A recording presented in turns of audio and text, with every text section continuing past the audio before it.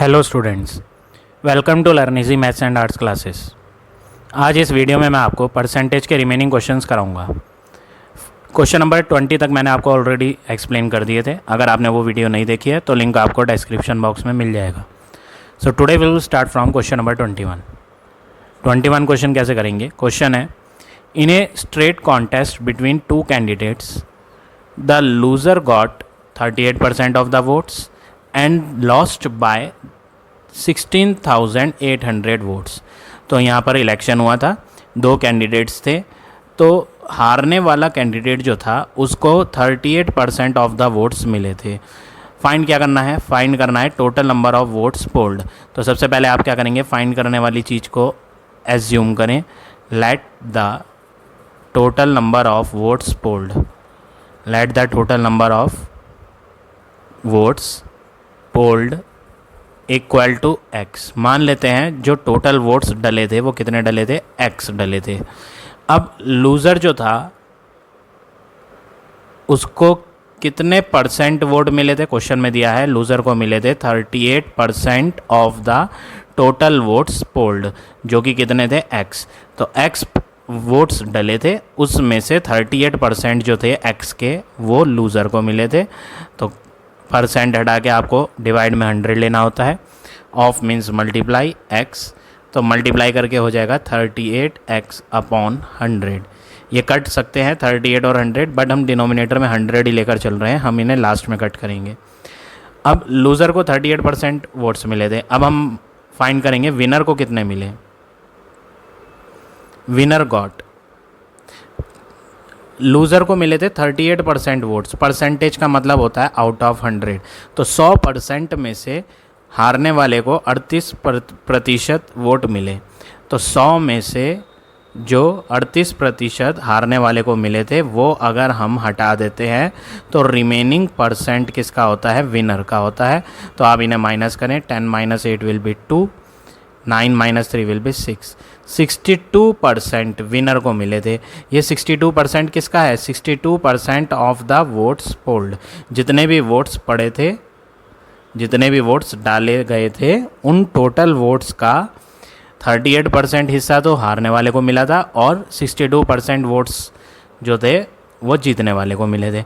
अब ये परसेंट में है तो हम इसे नंबर्स में फाइंड करेंगे। तो 62% में हटाकर अपॉन में 100 लेंगे। ऑफ का मतलब multiply votes polled. Votes polled हमें पता है, वोट्स पोल्ड कितने थे वो हमने एज्यूम करा था एक्स। तो यहाँ पर जब आप इन्हें सॉल्व करोगे तो ये बनेगा 62x अपॉन 100। तो ये वोट्स किसके हैं? हारने वाले के।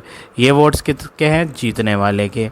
अब क्वेश्चन में बोला था हारने वाले को loser got 38% of the votes polled and lost by 16,800 votes.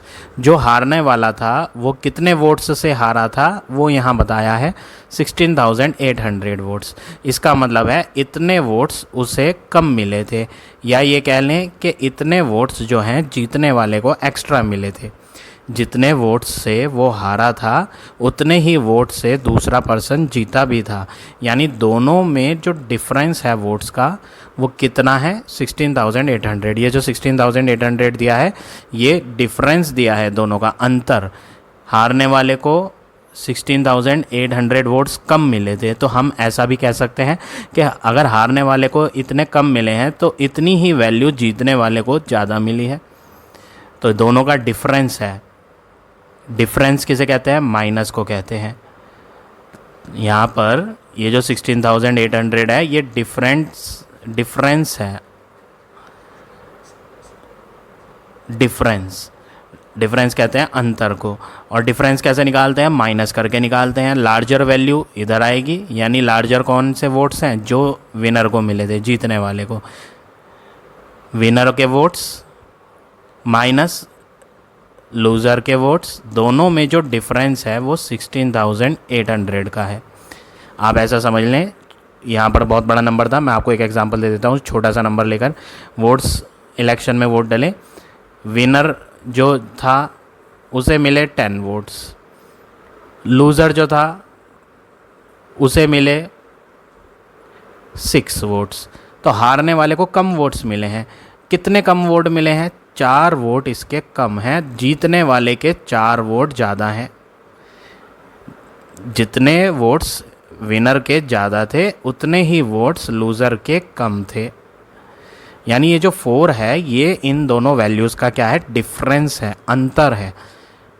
4 जो है वो डिफरेंस है। तो डिफरेंस कैसे फाइंड करते हैं, लार्जर वैल्यू में से स्मॉलर वैल्यू को माइनस करते हैं, तब जाकर हमारा डिफरेंस निकलता है। तो लार्जर थी 10, स्मॉलर थी 6, तो 10 माइनस 6 करेंगे तो डिफरेंस आ जाएगा 4 का।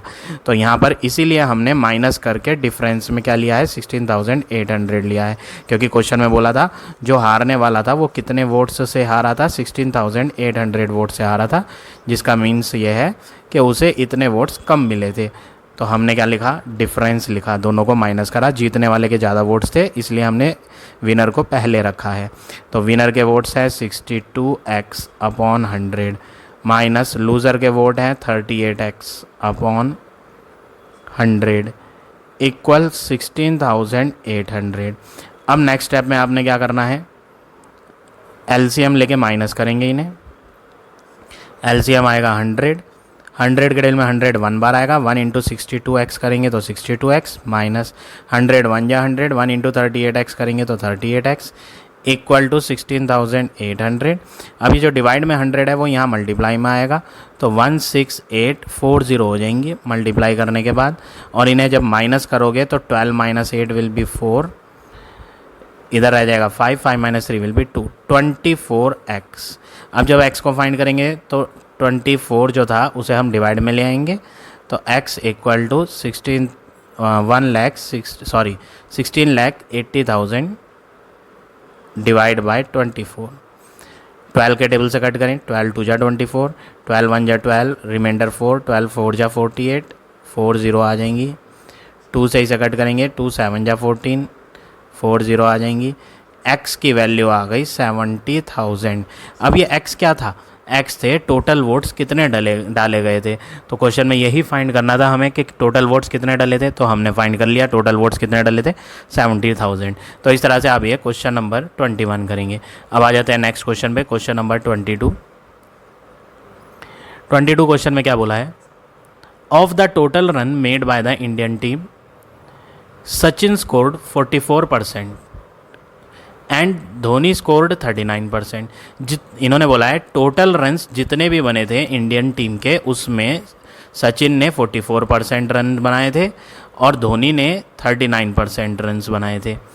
अब आगे क्या बोला है, Sachin scored 30 run more than Dhoni. Question में बोला कि सचिन ने 30 रन ज़्यादा बनाए थे धोनी से, तो फाइंड करो स्कोर ऑफ इंडियन टीम। सबसे पहले हमें इंडियन टीम का जो टोटल स्कोर था वो फाइंड करने के लिए कहा गया है, तो हम इसे लेट करेंगे, late the total score of Indian team is x। मान लेते हैं क्वेश्चन में जो हमें फाइंड करने के लिए कहा गया है टोटल स्कोर इंडियन टीम का, वो हम x ले रहे हैं। अब सचिन ने कितने बनाए थे, सचिन स्कोर्ड, क्वेश्चन में बोला कि सचिन ने 44% ऑफ द टोटल रन्स जो भी थे उसका 44% हिस्सा सचिन ने बनाया था। तो 44% ऑफ द टोटल रन में हमने क्या लिया, x लिया, तो ये आएगा 44x अपॉन 100। बात करें धोनी की, तो धोनी ने जो स्कोर करा था, धोनी स्कोर्ड, उसने बनाए थे 39% of the total runs. Total run Indian team के क्या थे, x, तो परसेंट हटा के अपॉन में 100 लेंगे, तो 39x अपॉन 100 आ गया धोनी का स्कोर। ये सचिन का और ये धोनी का। अब इन्होंने बोला है Sachin score 30 run more than Dhoni. ये जो 30 रन्स हैं ये सचिन के ज़्यादा हैं, तो आप ऐसा भी तो कह सकते हो कि धोनी के 30 रन्स कम है, मीनिंग तो वही है। अगर सचिन ने 30 रन ज़्यादा बनाए हैं तो इसका मीन्स ये है कि धोनी ने 30 रन्स कम बनाए हैं। एक पर्सन ने अगर 30 ज़्यादा बनाए हैं तो उतने ही रन दूसरे पर्सन ने कम बनाए हैं। तो यहाँ पर डिफरेंस है दोनों का 30, जैसे मैंने प्रीवियस क्वेश्चन में बताया था आपको। एक अगर 30 रन ज़्यादा बना रहा है तो दूसरा 30 रन कम बना रहा है, ऐसा हम कह सकते हैं। तो दोनों के बीच का जो मार्क्स का स्कोर का अंतर है, डिफरेंस है, वो 30 है। तो डिफरेंस दोनों का स्कोर का, डिफरेंस किसे कहते हैं, माइनस को कहते हैं। किस किस को माइनस करना है, लार्जर वैल्यू इधर लिखनी है लेफ्ट हैंड पे और स्मॉलर वैल्यू राइट हैंड पे। लार्जर वैल्यू किसकी है, जिसने ज़्यादा रन बनाए थे, सचिन के ज़्यादा थे। क्वेश्चन ने कहा जो सचिन का स्कोर है वो लार्जर है, माइनस धोनी का स्कोर छोटा है, कम है, तो धोनी का स्कोर हम बाद में लिखेंगे। तो larger value minus smaller value, दोनों का डिफरेंस 30 रन्स का था। सचिन का स्कोर 44x/100 फाइंड करा, धोनी का स्कोर 39x/100 फाइंड करा, इक्वल में 30। अब आप एलसीएम लेंगे 100, तो 44x minus 39x equal 30। Cross multiply से 100 इधर लाएंगे तो 30 के आगे 2 0 आ जाएंगी। 44 और 39 को माइनस करेंगे तो ये हो जाएगा 5x। 5 को डिवाइड में लाएंगे तो 3000 डिवाइड बाय 5, तो 600 रन्स आ गए। ये x क्या था? x था score of the Indian team. तो फर्स्ट पार्ट का जो आंसर आना था वो हमारा यहाँ फाइंड हो गया। इंडियन टीम का टोटल स्कोर कितना था? 600 रन। अब सेकंड पार्ट में क्या बोला? Find the run scored by Sachin. Second part में कहा आप स्कोर ऑफ सचिन बताओ क्या है, तो वो तो हम फाइंड कर ही चुके थे। सचिन ने कितने रन बनाए थे, दोबारा फाइंड नहीं करेंगे। सचिन का स्कोर था, ये फाइंड करा था हमने 44x/100, लेकिन ये तो x के टर्म्स में आ रहा है, तो आप तो डायरेक्ट आंसर लिखो कितना है। तो हम यहाँ क्या करेंगे, x हटा देंगे, बिना अल्फ़ाबेट के आंसर लाना है हमें। सचिन का स्कोर क्या है वो फाइंड करना है। तो 44/100 तो ऐसे ही लिखें, न्यूमरेटर में मल्टीप्लाई करेंगे x की वैल्यू से। x क्या है? 600। 2 zeros न्यूमरेटर और डिनोमिनेटर कैंसिल हो जाएंगी, तो 6 4 जा 24, 6 4 जा 24 और 2 26। तो जो सचिन का स्कोर था वो कितना था? यहाँ पर हमने फाइंड कर लिया 264 रन्स। तो ये हो गया आपका फाइनल आंसर क्वेश्चन नंबर 22 का। इस तरह से आप दोनों पार्ट करेंगे। अब आ जाते हैं नेक्स्ट क्वेश्चन पे, क्वेश्चन नंबर 23। 23 क्वेश्चन में क्या कहा है? A man salary was raised by 10% and then reduced by 10%। पहले तो जो मैन था उसकी सैलरी बढ़ी 10%, फिर उसके बाद बढ़ने के बाद 10% घट गई। अब वो कह रहा है कि परसेंटेज चेंज फाइंड करो, उसकी सैलरी में कितना आया। सबसे पहली चीज़, उसकी सैलरी थी कितनी ये तो बताया नहीं। जो भी सैलरी उसे मिल रही थी उसमें 10% पहले बढ़ा, फिर उसके बाद 10% घटा। तो पहले मिल कितने रहे थे एक्चुअल में वो तो कहीं दिया ही नहीं कि ओरिजिनल सैलरी उस मैन की कितनी मिल रही थी, वो हमें मालूम नहीं है। और ना ही हमें फाइंड करने को कहा है क्वेश्चन में। फाइंड क्या करने को कहा है? Find the percentage change. हमें ये नहीं पूछा गया कि ओरिजिनल सैलरी उसकी क्या थी, और हमें फाइंड भी नहीं करना। तो हम यहाँ पर मान लेते हैं कि उसे जो स्टार्टिंग में ओरिजिनल सैलरी जो मिल रही थी, let original salary of man is equal to 100। अब आप सोचेंगे कि मैं 100 क्यों मान रहा हूँ? अभी तक तो जितने क्वेश्चन करे थे उसमें हम x मान रहे थे, इसमें x क्यों नहीं माना, इसमें 100 क्यों माना? ऐसा कोई कंपलसरी नहीं है कि आप 100 मान के करें, x मान के करेंगे तो भी आ जाएगा, लेकिन फिर भी मैंने इसे 100 माना। उसका रीज़न ये है कि इसमें अगर मैं 100 मान के करूँगा तो कैलकुलेशन ईजी होगी, x से कैलकुलेशन थोड़ी भारी पड़ेगी यहाँ, क्योंकि हमें यहाँ ओरिजिनल सैलरी मैन की फाइंड करनी ही नहीं है। अगर कोई वैल्यू हमें फाइंड करनी ही नहीं है और हमें उसकी ज़रूरत पड़ रही है, हमें उसे एज्यूम करना पड़ रहा है, तो ऐसे में हम x नहीं माना करते हैं, 100 माना करते हैं। x मानेंगे तो भी आ जाएगा आंसर, ऐसा नहीं है कि x मान के नहीं आएगा आंसर, बट उससे कैलकुलेशन थोड़ी डिफ़िकल्ट होगी। तो आप ये बात ध्यान रखें, हम एज्यूम लेट जब करते हैं तो 100 तब करेंगे जब हमें किसी चीज़ की रिक्वायरमेंट, किसी चीज़ का नीड है, बट वो क्वेश्चन में फाइंड करने को कहीं नहीं गई। अब आप देखेंगे यहाँ कि क्वेश्चन में फाइंड दो परसेंटेज चेंज फाइंड करना है, जबकि ओरिजिनल सैलरी की हमें ज़रूरत है। हमें जो फाइंड करना है वो परसेंटेज चेंज फाइंड करना है, ओरिजिनल सैलरी ऑफ मैन हमें फाइंड करनी ही नहीं। अगर हमें original salary of man find करनी होती तो मैं इसे x मानता, लेकिन मैंने अब इसे 100 माना। अब आप इसे देखो आगे कैलकुलेशन कितनी इजी हो जाती है 100 से। तो ओरिजिनल सैलरी 100 मानी, फर्स्ट केस लेंगे। फर्स्ट केस कब है? फर्स्ट केस तब है जब उसकी सैलरी इंक्रीज़ हुई थी, व्हेन, ब्रैकेट में लिख देता है फर्स्ट केस वो केस है जब सैलरी इंक्रीज़ हुई थी 10%। रेज वर्ड आ रहा है, रेज का मतलब इंक्रीज। तो बढ़ने के बाद न्यू सैलरी क्या बनी? नई सैलरी। 100 तो उसे पहले मिल रहे थे लेकिन इसमें अब बढ़े थे, मैंने यहाँ माना था ओरिजिनल सैलरी जो उसे स्टार्टिंग में मिल रही थी कितनी मिल रही थी, 100 मिल रही थी, लेकिन अब इसमें बढ़ गया है, कितना बढ़ गया है, 10%, 10%। अब जिसमें जुड़ता है उसी का 10% आपको लेना है। 10% हमने किस में जोड़ा, 100 में जोड़ा, तो यहाँ पर 10% भी आप किसका लेंगे, 10% ऑफ 100 ही लेंगे। तो ये बन गया 100 प्लस 10% हटा के अपॉन में 100 लेंगे, ऑफ का मतलब मल्टीप्लाई 100 से 100 कटेगा तो 100 प्लस 10, आंसर आ गया 110 रुपीज़। तो कैलकुलेशन देखो कितनी इजी थी, 100 से 100 कट गया, सिंपल आ गया। तो हमने यहाँ क्या करा, मान लिया कि उसे स्टार्टिंग में ओरिजिनल सैलरी 100 मिल रही थी, फिर उसकी तनख्वाह 100 में बढ़ा दी गई, बढ़ाने के लिए प्लस लिया, कितनी बढ़ा दी गई, 10% बढ़ा दी गई। 10% किसका, जितनी उसे मिल रही थी उसी का 10% हिस्सा, तो इसीलिए मैंने 10% ऑफ 100 लिया है यहाँ। फिर हमने उसे जोड़ा तो पता चला बढ़ने के बाद उसके कितने रुपए हो गए, 110 रुपये मिलने लगे। अब आया दूसरा केस, दूसरे केस में क्या हुआ, पहले तो उसकी तनख्वाह बढ़ा दी थी तो बन गई थी 110, अब उसकी तनख्वाह घटा दी है क्योंकि वो काम सही से नहीं कर रहा था, तो उसकी तनख्वाह घटा दी। व्हेन सैलरी इज रिड्यूस बोला था, रिड्यूस मतलब decrease, when salary is decrease by 10%। तो न्यू सैलरी जो बनी, अब न्यू सैलरी नाउ, अब जो नई सैलरी है, पिछली बार मिल रहे थे उसे 110, 100 से हुई थी 110, फिर 110 में घटा दिए गए, कितना घटा दिया गया, 10% हिस्सा घटा दिया गया।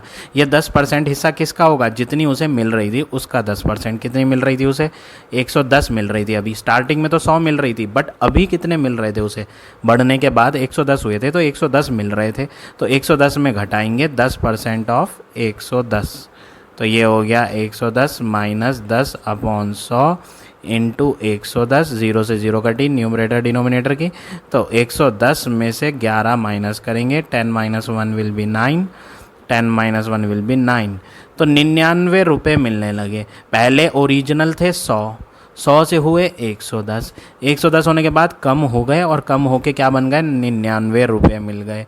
अब वो बोल रहा है परसेंटेज चेंज बताओ, तो हमें जो फाइंड करना था वो परसेंटेज चेंज फाइंड करना है, लेकिन हम परसेंटेज बाद में निकालेंगे, पहले तो हम सिर्फ चेंज निकालेंगे। हम पहले फाइंड करेंगे चेंज इन सैलरी, कितना बदलाव आया सैलरी में। 100 तो उसे मिल रहे थे, बाद में हुए 110 और फिर घट गए और 99 बन गए, तो 100 से 110 हुए और 110 से 99, तो 110 से 99 आने में कितने का बदलाव आया वो बताओ। तो बदलाव फाइंड करने के लिए आप इन दोनों को माइनस कर लो, तो 10 माइनस 9 विल बी 1, और यहाँ हो गया 10, 10 माइनस 9 विल बी 1, तो 11 रुपीज़ का चेंज आया, बदलाव आया। अब बदलाव क्या होता है, बदलाव तो ऐसा समझ लें बढ़ भी सकते हैं और घट भी सकता है। जो चेंज होता है, चेंज का मतलब क्या होता है, चेंज का मतलब होता है कोई वैल्यू बढ़ जाएगी तब चेंज हो जाएगी, या फिर कोई वैल्यू घट जाएगी तो भी चेंज हो जाएगी। तो चेंज का मतलब इंक्रीज़ भी होता है और चेंज का मतलब डिक्रीज़ भी होता है। तो यहाँ पर आप देखें पहले 110 थे और बाद में 99 हुए, तो सैलरी जो है वो क्या हो गई। हमें यहाँ एक चीज़ ध्यान रखनी है, उसने पूछा था find the percentage change in salary, salary में कितना बदलाव आया, 110 से नहीं देखेंगे हम तो ओरिजिनल सैलरी से कंपेयर करेंगे। ये बात ध्यान रखें, मैं ये मिस्टेक कर रहा था, आप नहीं करेंगे। मैंने आपको क्या बताया, क्वेश्चन में बोला है find the percentage change in salary, उसकी सैलरी ओरिजिनल थी 100, अब उसको फाइनली लास्ट में कितने मिल रहे हैं, 99 रुपये मिल रहे हैं। तो 100 से 99 आने में कितना चेंज आया, ये मैं इरेज कर देता हूँ, ये गलत करा है। हमें जो कंपेयर करना है वो उसकी बिगनिंग वाली सैलरी से कंपेयर करना है, 100 थी उसकी बिगनिंग में, और अब उसके फाइनली कितने हैं, 99 रुपये हैं। तो चेंज कितना आया वो हम पता करेंगे। तो चेंज बताने के लिए आप क्या करेंगे, ये था 110, तो चेंज बताने के लिए क्या करना पड़ेगा, स्टार्टिंग में उसे कितने मिल रहे थे 100 और अब उसे कितने मिल रहे हैं 99, तो 1 रुपये 1 रुपीज़ क्या हो गया, डिक्रीज़ हुआ। मैं डिक्रीज़ लिख रहा हूँ वर्ड, क्यों लिख रहा हूँ डिक्रीज़? वो चेंज कह रहा था, चेंज का मतलब मैंने आपको बताया बढ़ भी सकती थी और घट भी सकती थी। तो हमें यहाँ पर क्लियरली मेंशन करना पड़ेगा कि उसकी जो सैलरी में बदलाव आया था वो बढ़ी है सैलरी या घटी है सैलरी। तो फाइनली हमने देखा पहले बढ़ी थी 10%, फिर बाद में घटी 10%, लेकिन ओवरऑल सब कुछ करने के बाद जो हमने ऑब्ज़र्व किया वो ये देखा कि स्टार्टिंग में जो 100 मिल रहे थे अब उसे 99 मिल रहे हैं, यानी 1 रुपये उसके घट गए। बीच में भले से बढ़े थे वो, लेकिन फाइनली जो अब सैलरी उसे मिल रही है उसके मुताबिक उसकी तनख्वाह जो है, जो सैलरी है वो घट चुकी है 1 रुपये। अब परसेंटेज चेंज निकालें। क्वेश्चन में बोला था फाइंड द परसेंटेज चेंज। तो परसेंटेज चेंज के लिए क्या करना है? चेंज इन वैल्यू जो है वो ऊपर लेंगे, ओरिजिनल वैल्यू नीचे लेंगे, मल्टीप्लाई 100। ये मैंने आपको प्रीवियस क्वेश्चंस में पढ़ाया था 1 to 10 में, आई थिंक क्वेश्चन नंबर 10 था वो, परसेंटेज चेंज फाइंड करने वाला। तो उसमें भी हमने ये फार्मूला यूज़ करा था 10 क्वेश्चन में, वही सेम फार्मूला अब भी यूज़ करेंगे। तो परसेंटेज चेंज में चेंज कितना हुआ? 1 रुपये घटा, ओरिजिनल क्या था 100 रुपये, इंटू 100। तो परसेंटेज चेंज में आप चेंज वर्ड हटाकर यहाँ पर लिख दें चेंज जो हुआ है वो क्या हुआ है? वो घटी है तनख्वाह, 100 से 99 हो गई थी। तो परसेंटेज डिक्रीज़ निकालो। जो चेंज वर्ड था वो चेंज ना लिख करके मैंने डिक्रीज़ लिखा। क्यों? क्योंकि चेंज जो है वो इंक्रीज़ और डिक्रीज़ इन दोनों में से कुछ होता है, एक चीज़ होती है। तो यहाँ पर डिक्रीज़ थी इसलिए हम डिक्रीज़ लिख रहे हैं। इंक्रीज़ होती तो परसेंटेज इंक्रीज़ निकालते। तो परसेंटेज डिक्रीज़, जो डिक्रीज़ हुआ चेंज वो ऊपर लिया। ओरिजिनल क्या मानी थी हमने? 100 मानी थी, मल्टीप्लाई 100, 100 से 100 कट करेंगे तो 1% आ गया आंसर। तो जो सैलरी में बदलाव आया था 100 से 99 बनी थी, वो क्या बदलाव आया? घट गई उसकी सैलरी। कितने परसेंट घट गई? 1% घट गई। आप सोचेंगे कि भाई क्वेश्चन में तो ये कहा था पहले 10% इंक्रीज़ हुई, फिर बाद में 10% डिक्रीज़ हुई, तो ओवरऑल सैलरी में कोई बदलाव नहीं आया, ऐसा आपको लगेगा, बट ऐसा नहीं होता। 10% बढ़ी फिर बाद में 10% घटी, तो ऐसा हमें लग रहा है कि जैसे एक बार 10% बढ़ गए और एक बार 10% घट गए, यानी एक बार +10 हुए और एक बार -10 हुए, +10 और -10 तो कट गए, तो सैलरी में कोई चेंज नहीं आया, ऐसा हमें फील हो रहा है। बट ऐसा एक्चुअल में है नहीं। जब हमने उसे सॉल्व करके देखा तो हमें पता चला उसकी सैलरी जो थी एक बार बढ़ी और दूसरी बार घटी, लेकिन ओवरऑल देखा जाए पहली और आखिरी तनख्वाह में तो उसमें सैलरी उसकी घटी थी 1%। तो इस तरह से ये 23 क्वेश्चन करेंगे। अब आ जाते हैं 24 क्वेश्चन में। क्वेश्चन नंबर 24 क्या है? ए की सैलरी 50% हायर है बी से। ए की सैलरी 50% ज़्यादा है, हाई का मतलब ज़्यादा है बी से। तो यहाँ पर ना तो ए की बताई है कितनी सैलरी है, कितने रुपीज़ है, और ना ही बी की बताई है। बस हिंट दे दिया हमें कि ए की जो सैलरी है वो 50% ज़्यादा है। तो हिंट तो दे दिया कम से कम। किसके बारे में हिंट दिया? ए की सैलरी के बारे में हमें हिंट दे दिया कि ए की सैलरी 50% ज़्यादा लेनी है। बट बी की सैलरी के बारे में तो हिंट कहीं दिया ही नहीं। जिसके बारे में कुछ भी नहीं बताया, कोई हिंट भी नहीं दिया, उसको आप एज्यूम करोगे। ए की सैलरी को एज्यूम हम नहीं करेंगे क्योंकि उसकी सैलरी हमें हिंट दे दिया है 50% ज़्यादा है ए की तनख्वाह। बी की तनख्वाह के बारे में कुछ बताया ही नहीं। तो लेट सैलरी, मान लो सैलरी ऑफ बी, क्योंकि बी के बारे में कोई भी हिंट गिवन नहीं है, इसलिए हम लेट जो करेंगे वो ए की नहीं करेंगे, बी की करेंगे। तो मान लो कि सैलरी ऑफ बी जो है वो 100 रुपीज़ है। अब आप फिर सोचेंगे कि 100 क्यों ले रहे हैं सर? पहले तो XX मान रहे थे बट अब 100 ले रहे हैं, ऐसा क्यों कर रहे हैं सर? तो ऐसा इसलिए है क्योंकि हमें यहाँ पर बी की सैलरी फाइंड करनी ही नहीं है। हमें फाइंड करना क्या है?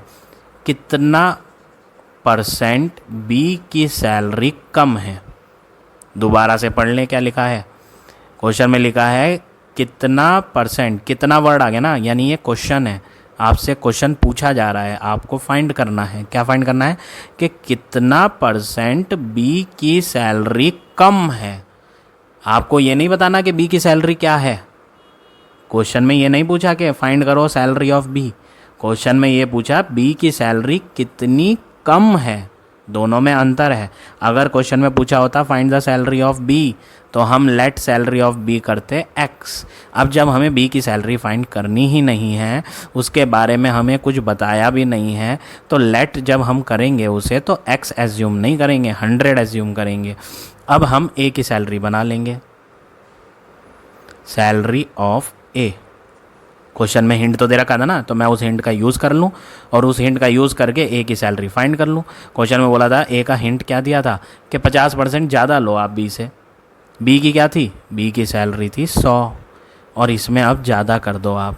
कितनी ज़्यादा कर दो, क्वेश्चन में बोला था 50% ज़्यादा कर दो, 50%। अब मैंने आपको प्रीवियस क्वेश्चन में बताया था जिस वैल्यू में जोड़ा जाता है परसेंट उसी का लेना है आपको 50%। 50% किसका लेंगे, जब 100 में जोड़ रहे हो तो 50% ऑफ 100 ही होगा। 100 प्लस 50% हटा के अपॉन में 100 लेंगे, ऑफ का मतलब मल्टीप्लाई 100, 100 से 100 कट जाएगा, तो 100 प्लस 50 करेंगे तो 150 रुपये आ गए। अब हमें बी की सैलरी भी पता चल गई और ए की भी पता चल गई। बी की सैलरी मैंने मानी थी 100 रुपये, उसके मुताबिक ए की सैलरी जो है वो 150 रुपये है, क्योंकि क्वेश्चन में बोला था उसकी ज़्यादा थी ए की, इसलिए ए की सैलरी ज़्यादा आई 150। अब वो पूछ रहा था बी की सैलरी कितनी कम है, तो आप दोनों में डिफरेंस फाइंड करो। डिफरेंस, दोनों की सैलरी में क्या डिफरेंस है, ए की 150 है, बी की 100 है, तो डिफरेंस निकलेगा larger value minus smaller value, 50 रुपये का डिफरेंस है। दोनों की तनख्वाह में 50 रुपये का डिफरेंस है। 50 रुपये ए की ज़्यादा है और 50 रुपये बी की कम है। जितनी वैल्यू एक पर्सन की ज़्यादा होगी उतनी ही वैल्यू दूसरे पर्सन की कम होगी। तो इन्होंने पूछा था कितना परसेंट बी की सैलरी लो है, तो हम लिखेंगे B salary is lower than A by, equal to में लिखेंगे कितना परसेंट। क्वेश्चन में पूछा था ना कि कितना परसेंट बी की सैलरी कम है, तो मैंने भी लिखा कि बी की सैलरी कम है ए से, कितने परसेंट वो मैं आगे निकालूंगा। तो डिफरेंस कितना आया था, डिफरेंस आया था 50 का, तो वो तो हम न्यूमरेटर में लेंगे, डिफरेंस वाली वैल्यू न्यूमरेटर में लेंगे। डिनोमिनेटर में हम लेते हैं जिससे हम कंपैरिजन कर रहे हैं। थोड़ा सा कंफ्यूजिंग है, थोड़ा ध्यान से सुनेंगे। यहाँ पर किसकी सैलरी किससे कंपेयर करी जा रही है, वो कह रहा था बी की सैलरी कितनी कम है ए से। ए से क्वेश्चन में बोला बी की सैलरी कितनी परसेंट लेस है ए से, तो बी की सैलरी का कंपैरिजन चल रहा है, बट किससे कंपैरिजन चल रहा है, ए से कंपैरिजन चल रहा है। तो जिस पर्सन से कंपैरिजन चल रहा है, जिस पर्सन से हम कंपेयर करते हैं, उस वैल्यू को नीचे लेना है डिनोमिनेटर में। तो बी की सैलरी हम नीचे नहीं लेंगे क्योंकि बी की सैलरी का कंपैरिजन हो रहा है, बट किस से हो रहा है उसको हम नीचे लेंगे। जिस चीज़ से कंपेयर करते हैं उसे नीचे लेते हैं। तो ए की सैलरी से कंपेयर हो रहा है तो ए की सैलरी हम नीचे लेंगे। ए की सैलरी हमने फाइंड करी थी 150 रुपये, तो यहाँ डिनोमिनेटर में क्या लिया जाएगा 150। तो कितने रुपीस कम थी वो ऊपर लिया। कंपैरिजन किस से हुआ था, ए की सैलरी से कंपैरिजन हुआ था बी की सैलरी का। तो ए से कंपेयर कर रहे थे तो ए की सैलरी नीचे ली। परसेंट फाइंड कर रहे हो तो 100 तो लेना ही पड़ेगा, क्योंकि जब भी परसेंटेज में फाइंड करा जाता है आंसर तो मल्टीप्लाई 100 ज़रूर लगता है। अब लास्ट ज़ीरो ऊपर नीचे ही कट जाएंगी। 5 से 15 3 बार कटेगा तो आंसर आएगा 100/3%। तो ये हो गया आपका फाइनल आंसर क्वेश्चन नंबर 24 का। आप इसे मिक्स्ड में भी कर सकते हो, मिक्स में करोगे तो 33 होल 1/3% आएगा। तो ये हो गया आपका फाइनल आंसर क्वेश्चन नंबर 24 का। अब आ जाते हैं नेक्स्ट क्वेश्चन पे, क्वेश्चन नंबर 25। वो भी आपका बिल्कुल सेम है, चाहे तो आप देख लें, यहाँ बिल्कुल सेम है क्वेश्चन। ए की सैलरी 5% कम थी बी से। ए की सैलरी के बारे में हिंट है, तो हमारे पास बी की सैलरी का हिंट नहीं है। लेट सैलरी ऑफ बी करेंगे हम एज्यूम, कितनी 100 रुपीज़। एक्स नहीं मानेंगे क्योंकि सैलरी ऑफ बी फाइंड ही नहीं करनी मुझे फाइंड क्या करना है, मुझे फाइंड करना है परसेंटेज। बी की सैलरी कितनी ज़्यादा है उसका परसेंट बताओ। बी की सैलरी नहीं पता करनी, अगर बी की सैलरी पता करनी होती तो मैं एक्स मानता। तो सैलरी ऑफ बी क्या मानी 100। ए की सैलरी जो है वो 5% कम लेनी है, तो पहले तो आप लिखो जो बी को मिल रहे थे उसमें कम कर दो 5%। किसका 5%? जिसमें कम करा जा रहा है उसी का 5%। तो 100 में से कम कर रहे थे तो इसलिए 5% ऑफ 100 लेंगे। तो आंसर इसे सॉल्व करके 95 रुपीज़ बनेगा। आप करके देखेंगे अपने आप। तो ए की सैलरी 95 और बी की सैलरी 100। वो पूछ रहा था कितने परसेंट बी की सैलरी हाई है, तो हम यहाँ पहले क्या निकालेंगे, डिफरेंस कितना है दोनों की सैलरी में। एक को मिल रहे थे 100, दूसरे को मिल रहे थे 95, तो डिफरेंस आया 5 रुपये का। तो 5 रुपये किसे ज़्यादा मिल रहे हैं? 5 रुपये बी को ज़्यादा मिल रहे हैं। वो पूछ रहा है परसेंट में बताओ कि कितना सैलरी बी को हाई मीन्स ज़्यादा मिल रही है। तो क्वेश्चन में पूछा है परसेंटेज, तो आप लिखेंगे बी की salary, B's salary is higher than A's salary. Question में बोला था ना कितने परसेंट बी की सैलरी हाई है ए से, तो हमने भी लिख दिया बी की सैलरी हाई है ए की सैलरी से बाय कितना परसेंट, वो हम नीचे निकालेंगे।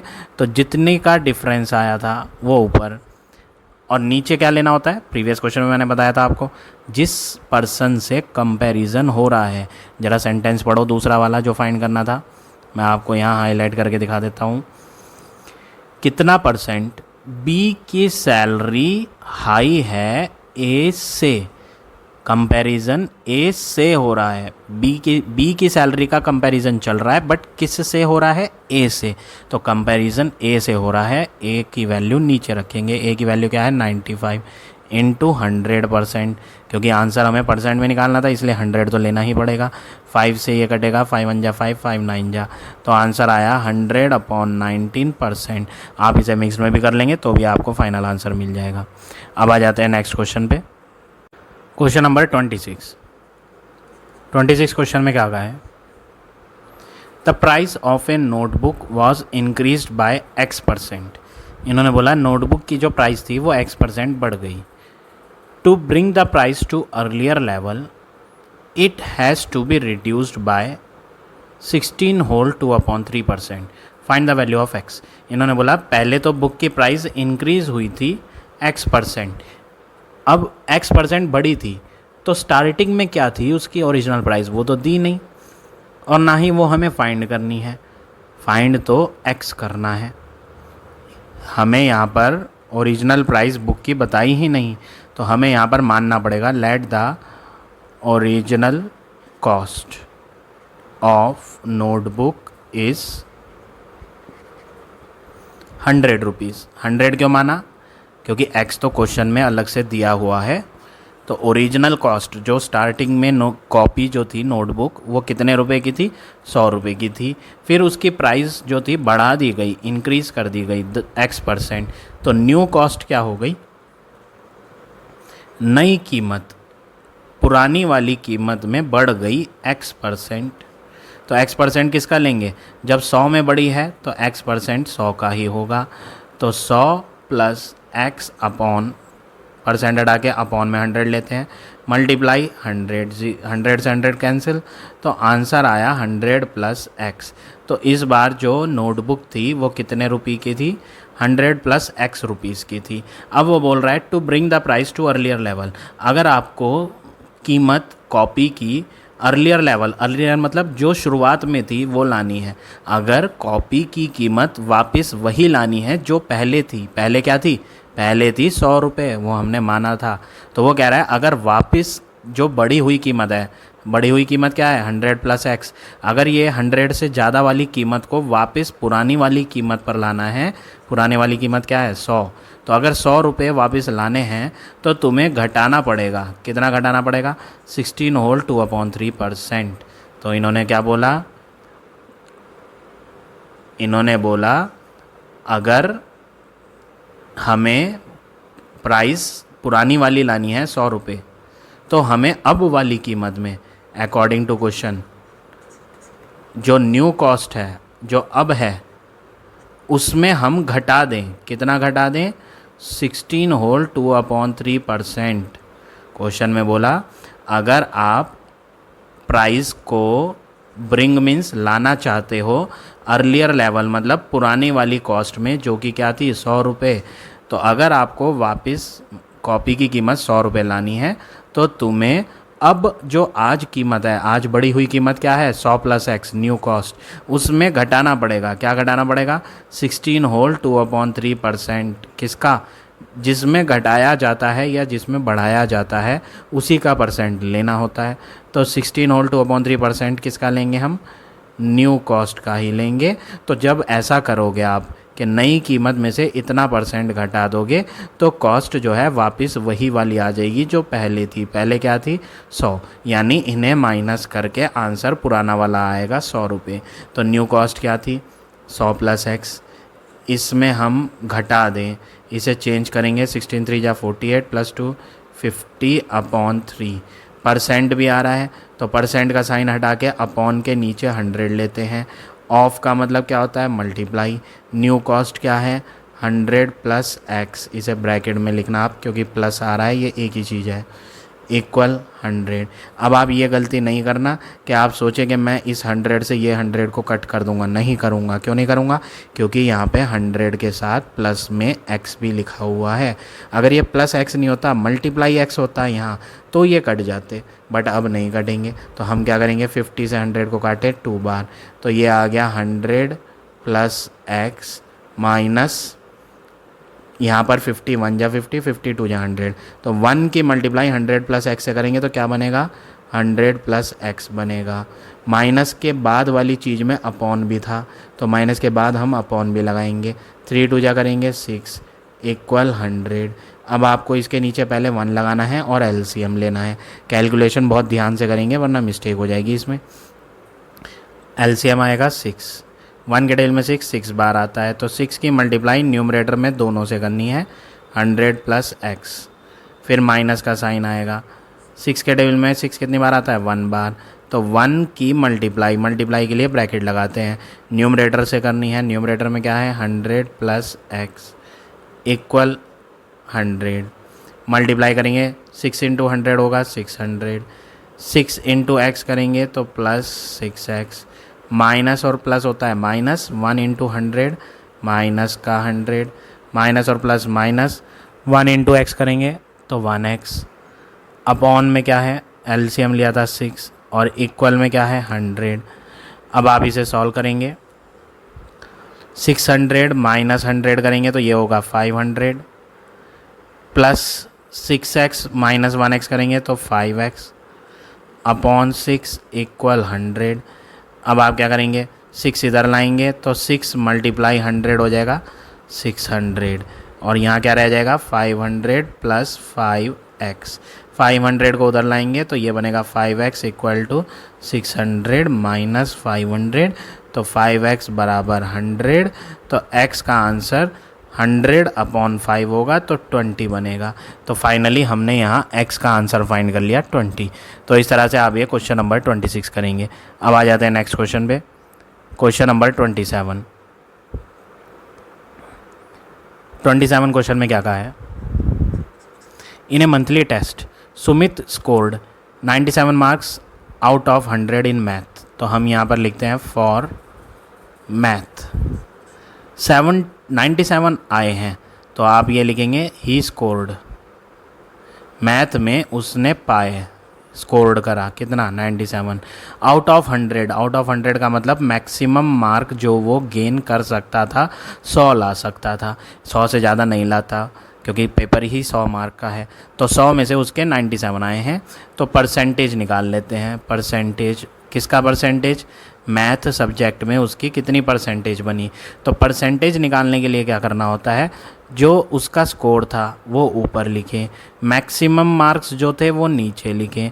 परसेंटेज बनाना है तो मल्टीप्लाई 100% तो लिखना ही पड़ेगा। 100 से 100 कट जाएगा, तो मैथ में उसका 97% रिज़ल्ट रहा। दूसरा सब्जेक्ट क्या था? साइंस, फॉर साइंस साइंस में ही गॉट, उसे कितने मिले 69 आउट ऑफ 75। मैक्सिमम मार्क वो कितने ला सकता था, 75 ला सकता था वो, बट उसके आए 69। परसेंटेज निकालेंगे किसकी, साइंस सब्जेक्ट की। तो जितने मार्क्स उसके आए हैं वो ऊपर लेंगे, कितने में से आए हैं वो नीचे लेंगे, मैक्सिमम वैल्यू। परसेंटेज निकाल रहे हैं तो मल्टीप्लाई 100 तो लेना ही पड़ेगा। 25 3 जा 75, 25 4 जा 100, परसेंट का साइन लगेगा। 3 2 जा 6, 3 3 जा 9, 23 4 जा करेंगे तो 4 3 जा 12, 1 4 जा 9। 92% रिजल्ट साइंस का रहा। तीसरा सब्जेक्ट था हिंदी, तो ऐसे ही हम हिंदी का भी फाइंड कर लेंगे। मैं शॉर्ट में कर देता हूँ, आप सारे स्टेप्स करेंगे। तो हिंदी में उसके कितने आए हैं 123, आउट ऑफ वाला नीचे लेंगे, मैक्सिमम मार्क 150। परसेंट निकाल रहे हैं तो मल्टीप्लाई 100%, 0 से 0 कट करेंगे। 5 3 जा 15, 5 2 जा 3, 4 जा 12, 3 1 जा 3, 41 2 जा करेंगे तो 82%। फोर्थ सब्जेक्ट कौन सा था, इंग्लिश। ऐसे ही परसेंटेज फाइंड करेंगे किसका, इंग्लिश का। पहले आप ये हेडिंग लिखकर, जैसे मैंने यहाँ मैथ और साइंस में करा था उसी तरह यहाँ भी हेडिंग लिखेंगे, आप डायरेक्ट नहीं करेंगे, मैंने तो शॉर्ट में कर दिया। तो परसेंटेज इंग्लिश कैसे निकालेंगे, 42 मार्क्स उसके आए हैं वो ऊपर, कितने में से आए हैं वो नीचे, मल्टीप्लाई 100, 52 जा 100, और इन्हें जब मल्टीप्लाई करेंगे तो 84% इंग्लिश में आया। फर्स्ट पार्ट क्या था, in which subject his performance is best, वो पूछ रहा है सबसे बेस्ट परफॉर्मेंस उसकी किस में थी। तो परसेंटेज आपने निकाल ही लिए सारे सब्जेक्ट के, तो परसेंटेज देख के आराम से बता सकते हो कि किस में उसके हाईएस्ट रिज़ल्ट रहा। मैथ में 97% रहा रिज़ल्ट सबसे ज़्यादा। तो फर्स्ट पार्ट का आंसर क्या हो गया, मैथ। अब दूसरा पार्ट क्या है, किस सब्जेक्ट में परफॉर्मेंस सबसे वर्स्ट, मतलब सबसे ख़राब परफॉर्मेंस किस में थी, सबसे कम परसेंट किस में बने, 82%, हिंदी में। तो सेकंड पार्ट का आंसर हिंदी हो गया। What was his aggregate percent, third part अलग है, आपको फाइंड करना है एग्रीगेट परसेंटेज। तो एग्रीगेट परसेंटेज मतलब ओवरऑल परसेंटेज सारे सब्जेक्ट की।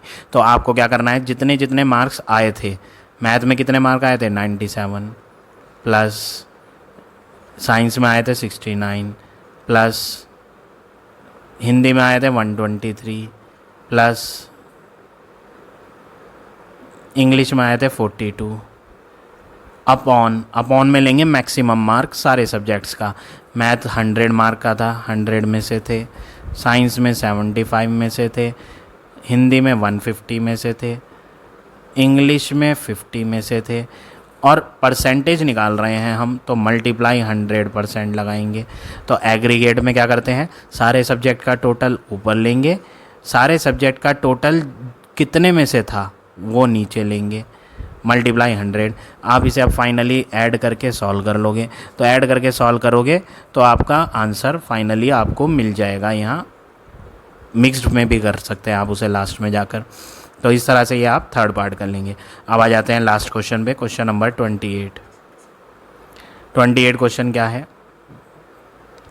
In an exam 35% of the students failed in English. Question में दिया कितने students failed in English, 35%। Percentage है ये, नंबर्स नहीं है, परसेंट में दिया हुआ है, नंबर्स नहीं दिया कि 10 बच्चे फेल थे इंग्लिश में या 20 बच्चे, परसेंटेज दिया। 30% failed in Sanskrit, students failed in Sanskrit. कितने परसेंट बच्चे संस्कृत में फेल हैं, 30%।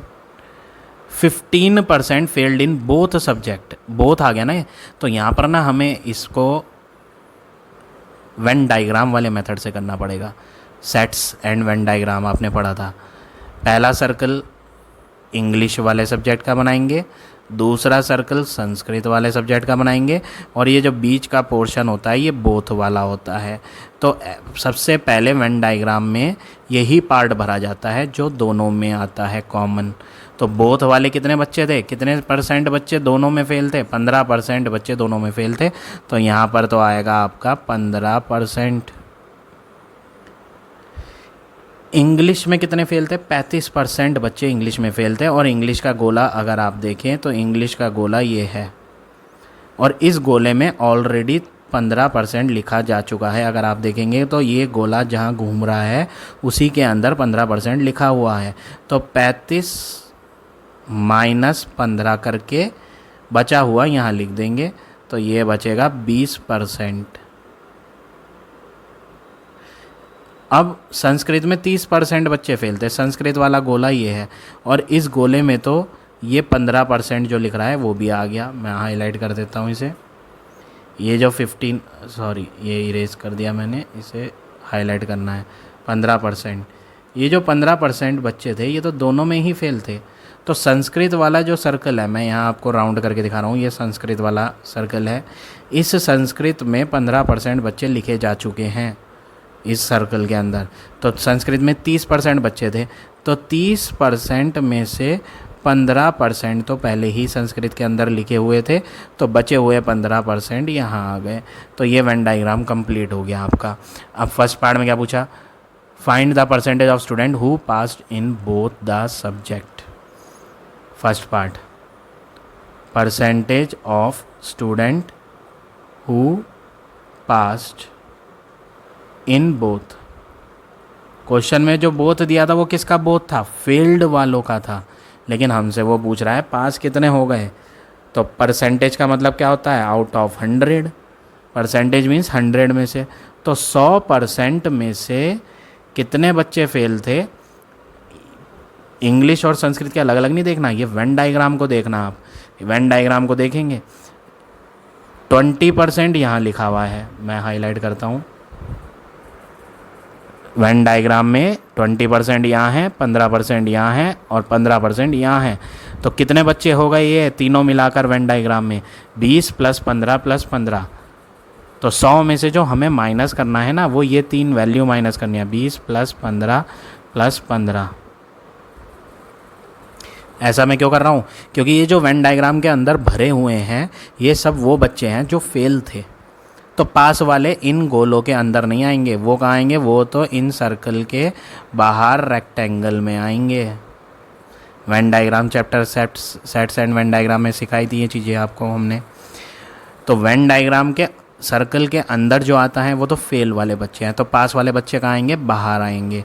तो कैसे निकालेंगे, 20 + 15 + 15 करा तो 100 में से उसे हटाया, क्योंकि परसेंटेज का मतलब होता है आउट ऑफ 100। तो आउट ऑफ 100 फेल जो थे वो थे 15 + 15 30, 30 + 20 50। 50% बच्चे फेल थे किसी ना किसी सब्जेक्ट में। तो क्लियर पास दोनों में कौन कौन थे, 100% में से 50% हटा देंगे तो बचेगा क्या, 50% बच्चे। तो यहाँ पर वेन डायग्राम में बाहर की तरफ हम लिख देंगे 50%। और फर्स्ट पार्ट का आंसर क्या हो गया, 50% बच्चे दोनों सब्जेक्ट में पास थे। सेकंड पार्ट में क्या बोला, total number of students find करो। फाइंड यहाँ लिखा है और यहाँ लिखा है total number of students. If 400 passed in both subject, क्या बोला इन्होंने, स्टूडेंट पास्ड इन बोथ कितने हैं, 400। ऐसा क्वेश्चन नहीं दिया और मैंने भी तो निकाला था, अभी अभी फर्स्ट पार्ट में निकाला था मैंने। अगर आप ध्यान से देखें फर्स्ट पार्ट में हमने निकाला था कितने % बच्चे पास थे दोनों में, तो निकाला तो था, ये परसेंटेज में निकाला था। अब वो कह रहा है कि स्टूडेंट जो पास्ड इन बोथ थे, परसेंट में तो तुमने निकाला 50%, लेकिन क्वेश्चन दे रहा है नंबर्स में, परसेंट में नहीं दे रहा, नंबर्स में दिया था तो कि 400 बच्चे ऐसे थे जो दोनों में पास थे। अब आपको क्या करना है, आपको बताना है total number of student class में क्या थे। तो आपको सबसे पहले क्या करना है, मैं यहाँ ऊपर करके दिखा देता हूँ, स्पेस नहीं है वहाँ। मान लो टोटल स्टूडेंट जो क्लास में थे वो X स्टूडेंट थे, क्यों, x क्यों मान रहा हूँ, 100 क्यों नहीं माना? अभी तक तो मैं 100 मान रहा था।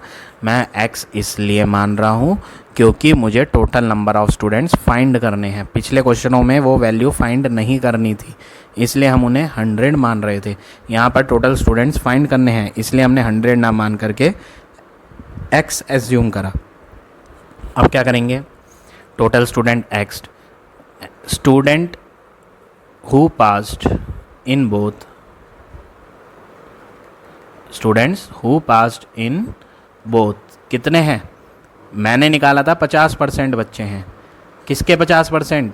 जो टोटल बच्चे क्लास में हैं उसका 50% बच्चा दोनों सब्जेक्ट में पास है। तो मेरे मुताबिक जो है 50% ऑफ x दोनों में पास है, यानी कि 50/100 इंटू x। तो ये वो बच्चे हैं जो दोनों सब्जेक्ट में पास हैं मेरे मुताबिक। बट क्वेश्चन के मुताबिक 400 बच्चे पास हैं दोनों सब्जेक्ट में। चीज़ तो एक ही है ना, चाहे वो क्वेश्चन में दी हो चाहे वो मैंने निकाली हो, चीज़ तो एक ही है। ये 400 भी वही है जो दोनों में पास थे बच्चे, और ये जो मैंने निकाला 50x/100 करके, ये भी वही बच्चे हैं जो दोनों में पास थे। तो दोनों को आपस में क्या कर लेंगे? हम इक्वल रख लेंगे। क्वेश्चन वाली वैल्यू 400 और हमारी वाली वैल्यू जो है वो आपस में इक्वल रखेंगे। 52 जा 100, 2 को इधर पहुँचाएंगे तो 400 इंटू 2 और इक्वल में क्या रह जाएगा? x रह जाएगा। तो फाइनली 400 इंटू 2 कर लेंगे तो x का आंसर आ जाएगा 800। x क्या था? यहाँ ही माना था मैंने, अभी लेट करा था। टोटल स्टूडेंट्स x थे, तो टोटल स्टूडेंट्स मल्टीप्लाई करके क्या बन जाएगा? 800। तो फाइनली क्लास में कितने बच्चे थे? 800। इस तरह से आप ये क्वेश्चन नंबर 28 करेंगे।